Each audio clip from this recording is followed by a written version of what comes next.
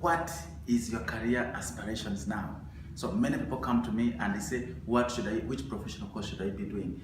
If you are in the country, in this Uganda, but also if you look at the global perspectives, there are some courses which are very important for your life.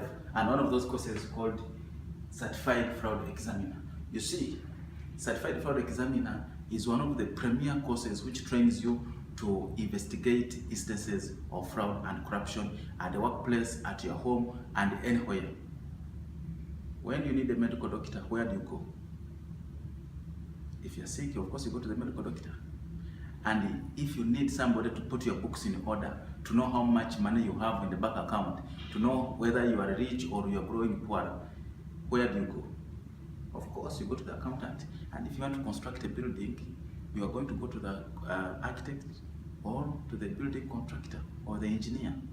So now, if you go to these people, the question is going to be, when you want to know how much you are losing, who did what, where, when, and how, following a fraud incident or a theft, where do you go? Of course, you will go to a fraud examiner. You cannot go to an auditor because the auditor is trained to express an opinion on financial statements. And why would you go to a certified fraud examiner?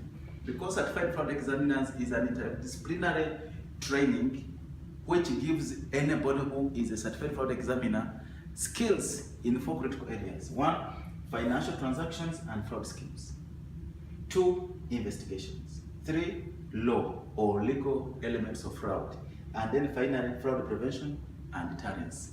As you're aware, fraud is intentional misrepresentation of a material fact so as to cause a gain to one party and a loss to another party. So in the law, if you are going to prosecute somebody on the basis of fraud, you must be able to state how much loss was occasioned. And this is why certified fraud examiner trains anybody to know about financial transactions and fraud schemes so that you are able to know how to calculate and quantify the loss. How do you follow the money and the top details about it.